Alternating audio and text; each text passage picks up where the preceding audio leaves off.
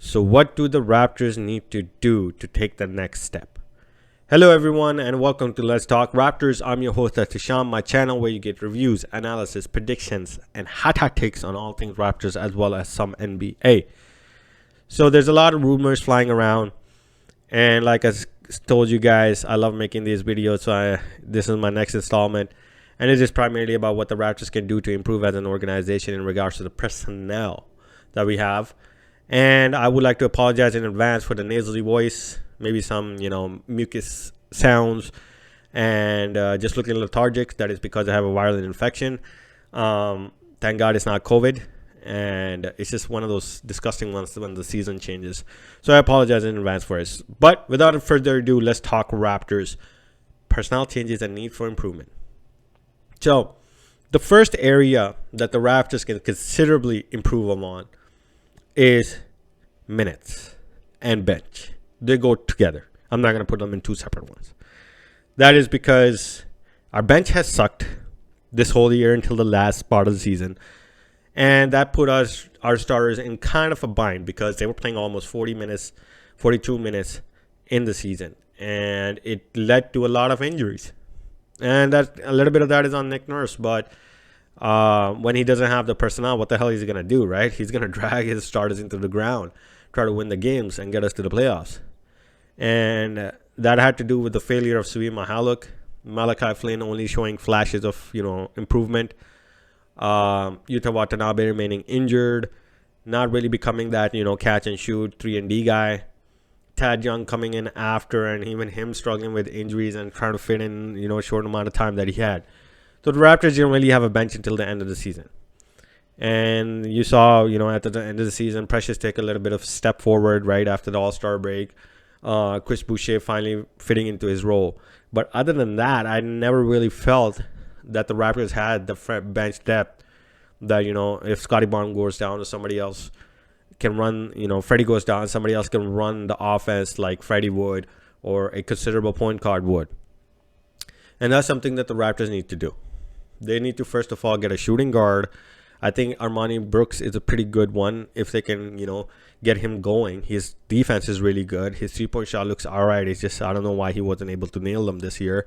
Maybe it's because, he's still trying to fit in, trying to find his spots in the offense. So, no point in giving up on a guy in such a small deal this quickly. So we might have that solution already, but I would like to see the Raptors make some moves. I know Svi Mykhailiuk has done well against the Raptors, but in the past, but his season was abysmal. He was given considerable opportunities in the start and he didn't perform.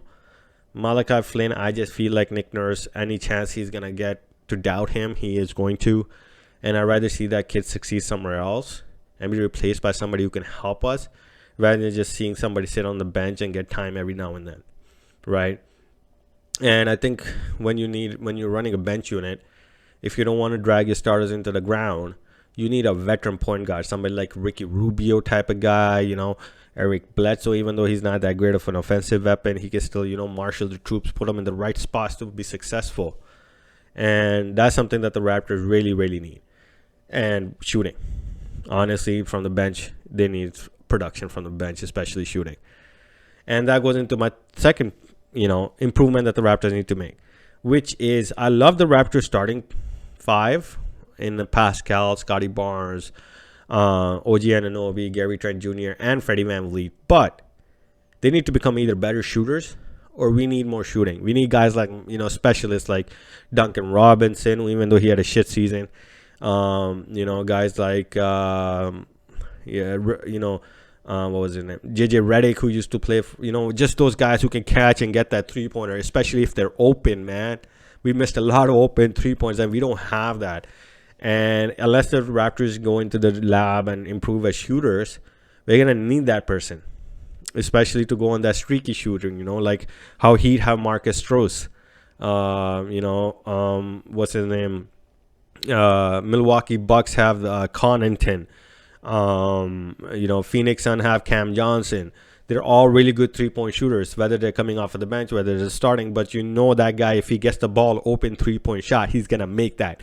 So the Raptors need to do that.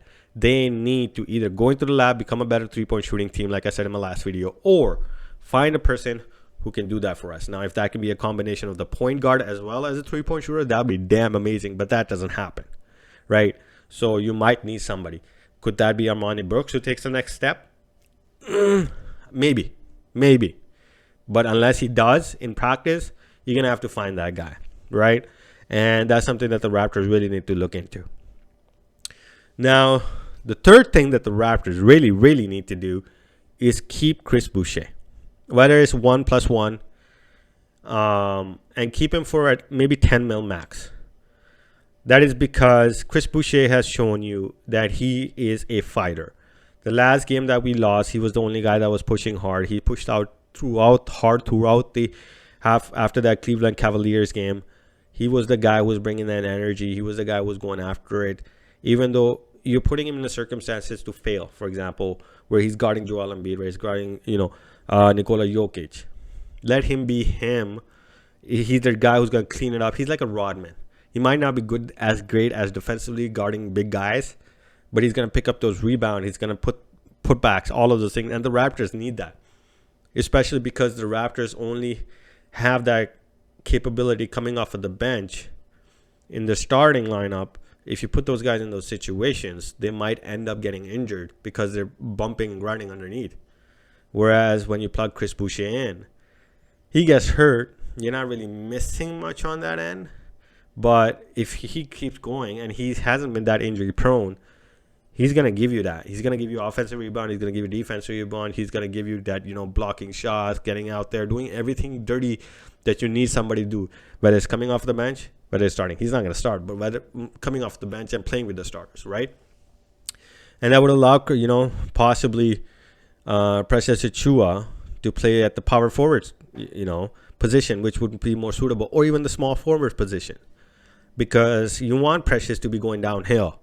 You want him trying to get at the bucket, getting those three-point shots going, feeling like he is, the main focal point of that offense and feeling more open to work the floor rather than just being under the basket or at the three-point line, right?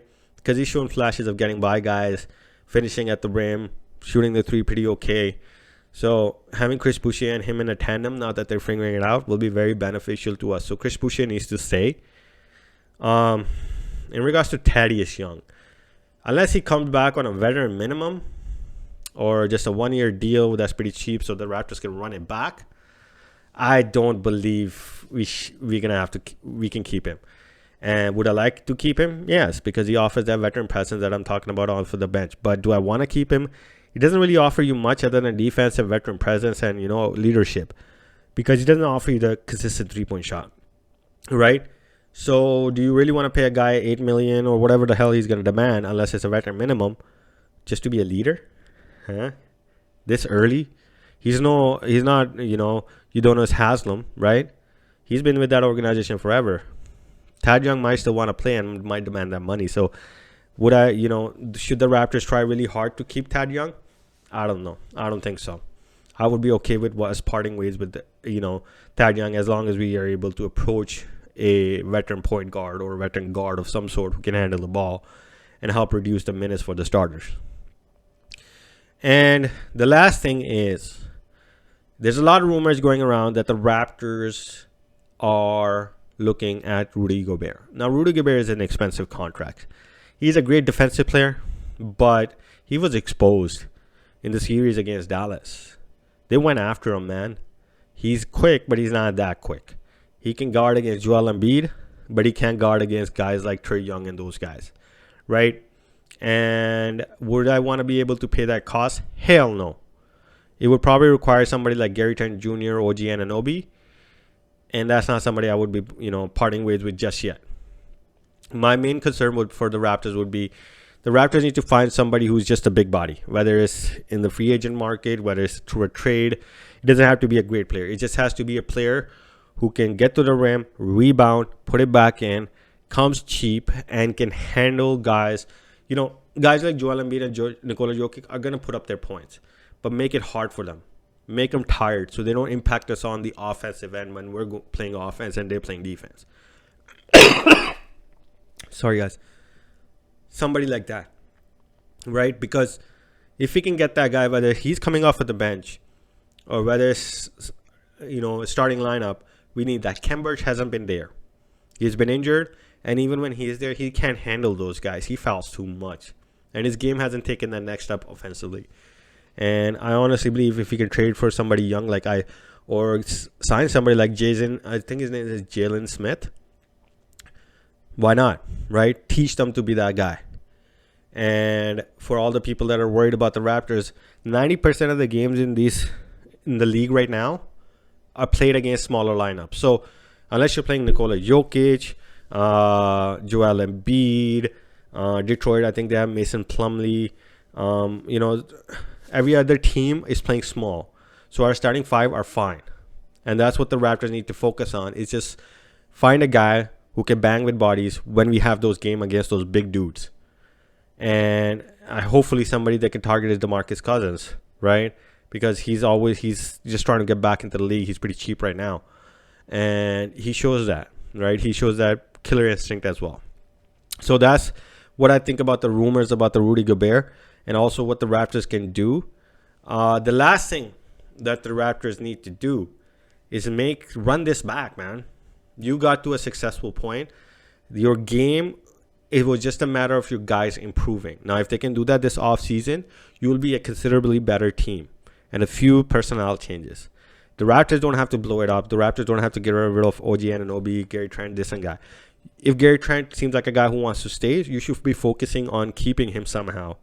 The Raptors should not be looking to trade him right now because he has shown that considerable improvement, and he fits well with OG Anunoby, Scotty Barnes, and the timeline that the Raptors would have eventually when Pascal and Freddie are at the end of their primes. And to give up on a guy just now would be stupid, right? And the Raptors aren't an organization that have done stupid things like that. He's far better than Norman Powell was at this stage. So why not keep him, run it back another year? If he's about to walk in free agency next year, he doesn't want to be here, then you can sign and trade him. But trading him just now for somebody like Rudy Gobert and stuff like that doesn't help the Raptor at all, because it doesn't help improve your shooting. It doesn't help improve your free throw shooting. Then why make that move? Just so you can defend against Joel Embiid, which you did a pretty okay job in Philadelphia series. It was Tyrese Maxey that killed you. And that was because Freddie was hampered. So was Gary Trent Jr. So was Scotty Barnes. So you don't blow up a team, or you don't trade main pieces just based on, one series. You try running back, see how far you go, and then you make the decisions. And that might mean you move on with Pascal and those guys, right? Never know. And I said that last thing was the last thing, but it's not. The last thing is that the Raptors need to make either OG Anunoby or Gary Trent Jr. And this is not about personnel changes. This is about a mentality change. The guy who takes the last shot. Because they have both shown the capability that they are ice cold. They can fight through this pressure and make that shot and not feel bad about it afterwards. Especially Gary Trent Jr. He has the ability to, get to the rim, step backs, all of those things. And OG has shown that improvement. His handles are just a little bit down, not compared to Gary Trent, but I'd rather see those two taking the shot than Freddie, who's a bit shorter, great player, love him, but he's just, he doesn't have that capability. Or Pascal, because Pascal's game is good, but he's not an off perimeter threat. So everybody knows he's either gonna get to the mid range or to the free throw. To the rim. You'd rather have guys that can take somebody off the dribble, perimeter, mid range, and rim, and that is Gary Trent Jr. and OG Anunoby. And I hope the Raptors start to focus on these guys as the future and taking those shots and getting used to them and looking to sign them long term this offseason by extending them, rather than continue to try to do the same thing with Pascal and Freddie and missing those important shots. I'm not saying that they're great players. I'm saying they're superstars that get us to that point, but they're just not the closers we need. We need closers, kind of like how Lou Williams was for the Clippers. So we need that.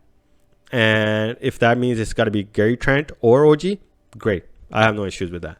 So that's all I have for you for this video, guys. It was a little bit longer video. I hope you guys enjoyed the content. And I apologize for all the sickness in there. And I will see you guys with my analysis on the organization itself and a grade for them. The front office in my next video. So stay tuned for that. Drop it next week. Please hit that like and subscribe button, and I will see you guys at my next video.